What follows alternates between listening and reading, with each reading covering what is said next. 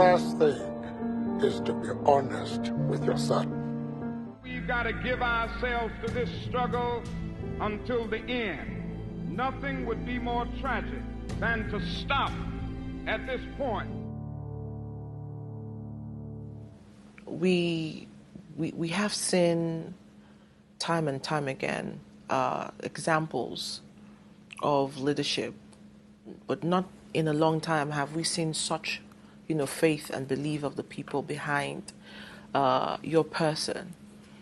And again, it's been precisely said that you have shown strength in the reuniting of the Southeast, the ideals of what the Southeast stood for, in the calculations of the world and in Nigeria.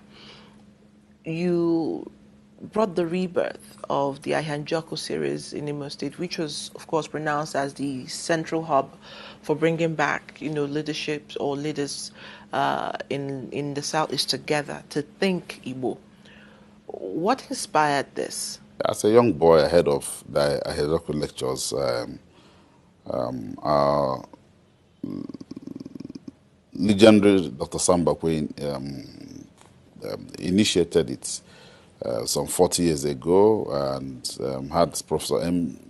J. Secher, who was then the first Vice Chancellor of Imo State University, as the first lecturer. And I had loved it. Maybe I didn't participate in all that, but I followed the process. It was about our culture, it was about our history, about our orientation. A people must believe in something. And so what do we believe in? And so it's important even for the younger generation, for our children, to understand what is it, where are they coming from, what is the culture of the people.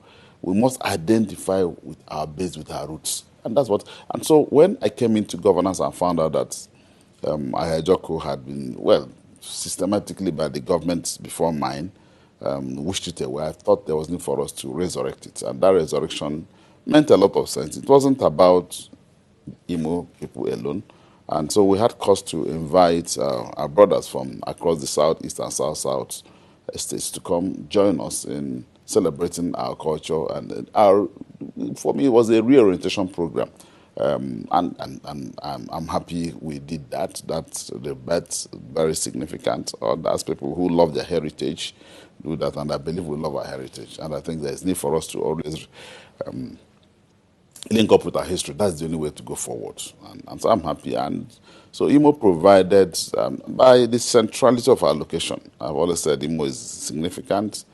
Imo is the heartland of the Southeast, and to an extent, our brothers in the South. And so we provided that base, that rallying point. And I'm happy with our brother, sister states, that they came to be with us.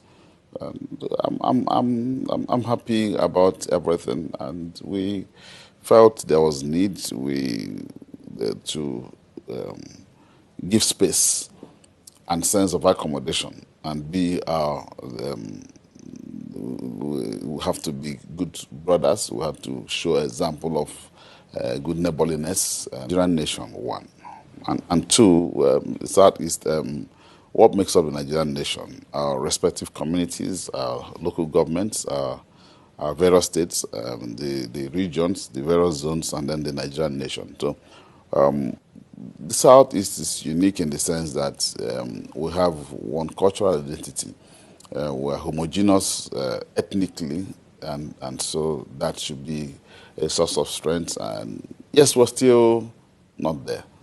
I believe that events and times would get us to get there, and we will understand that we still have roles to play in the modern Nigeria and its evolution. And of course, the realization will come as we proceed. We are a people who are very energetic and endowed with great potentials.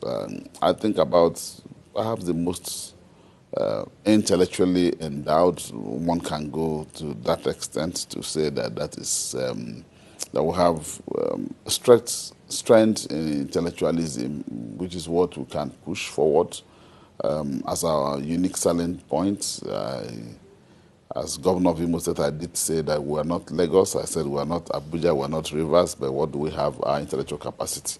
And that we need to take a leap from that base, take a leap from that capacity, take a leap from that incipient resource to move forward. You must be identified with it. So I think the Southeast will find its foot. Yes, right now it looks like different states are on there, but I'm sure as events get shaped up, we'll find the need to be together. But I must say that my implicit confidence in Nigerian state is unwavering. It's unwavering. Nigeria remains a great nation. The potentials in our country are huge. And I believe that even the events of Tuesday, 14th January, is not enough to shake my determination, my confidence, my faith in the Nigerian state. It will rather strengthen my resolve to make Nigeria greater again, because I believe that there's a lot of strength in our diversity. There's a lot of strength in our being together. There's a lot of strength in the cause of things, in where we are. About the greatest African nation. And so you can't be a greater nation in division. And so Ecclesiastes 3 verse 1, to everything there's a season and a time to every purpose under heaven. I think that sums up essentially the events of Tuesday, January 14th. If we are philosophical and spiritual in that sense, I'm sure we'll overcome. Otherwise, like I said, I've been battling to rationalize, and of course, I don't think anyone had so far been able to rationalize the pronouncement of the Supreme Court. I believe that